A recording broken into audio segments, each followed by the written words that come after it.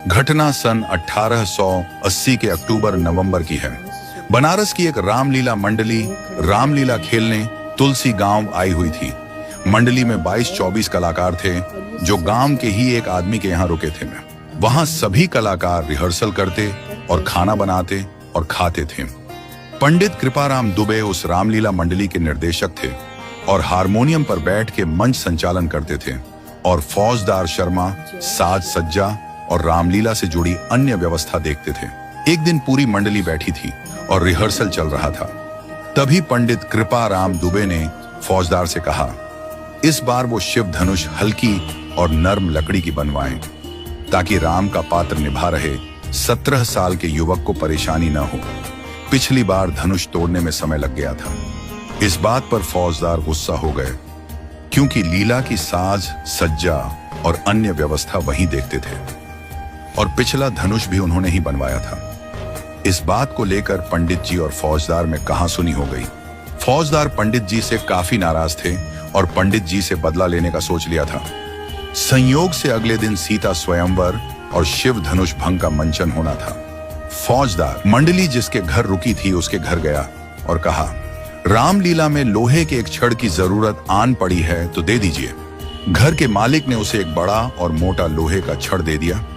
छड़ लेके फौजदार दूसरे गांव के लुहार के पास गए और उसे एक धनुष का आकार दिलवा लाए। रास्ते में उन्होंने उस धनुष पर एक कपड़ा लपेटकर और रंगीन कागज से सजाकर गांव के एक आदमी के घर रख दिया। रात में रामलीला शुरू हुई तो फौजदार ने चुपके से धनुष बदल दिया और लोहे वाला धनुष ले जाकर मंच के आगे रख दिया और खुद पर्दे के पीछे जाकर तमाशा देखने के लिए खड़े हो गए। रामलीला शुरू हुई।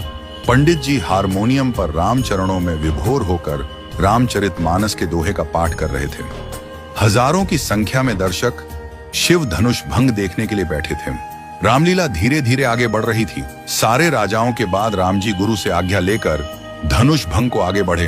पास जाके उन्होंने जब धनुष को हाथ लगाया तो धनुष उनसे उठा ही नहीं। उस 17 वर्षीय कलाकार ने पंडित कृपाराम दुबे की तरफ देखा तो पंडित जी समझ गए कि दाल में कुछ काला है।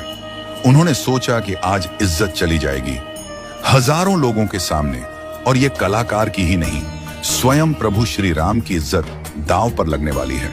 पंडित जी ने कलाकार को आंखों से रुकने और धनुष की जांच करने का संकेत किया और स्वयं को मर्यादा पुरुषोत्तम के चरणों में समर्पित करते हुए आंखें बंद करके उंगलियां हारमोनियम पर रख दी और राम जी की स्तुति करने लगे। जिन लोगों ने ये लीला अपनी आंखों से देखी थी, बाद में उन्होंने बताया कि इस इशारे के बाद जैसे ही पंडित जी ने आंख बंद करके हारमोनियम पर हाथ रखा, हारमोनियम से उसी पल दिव्य सुर निकलने लगे। वैसा वादन करते हुए किसी ने पंडित जी को कभी नहीं देखा था। सारे दर्शक मूर्तिवत हो गए। नगाड़े से निकलने वाली आवाज भीषण दुंदुभी में बदल गई। पेट्रोमैक्स की धीमी रोशनी बढ़ने लगी। आसमान में बिन बादल बिजली चमकने लगी और पूरा पांडाल अद्भुत आकाशीय प्रकाश से रह रह के प्रकाशमान हो रहा था। दर्शकों के कुछ समझ में नहीं आ रहा था कि क्या हो रहा है और क्यों हो रहा है।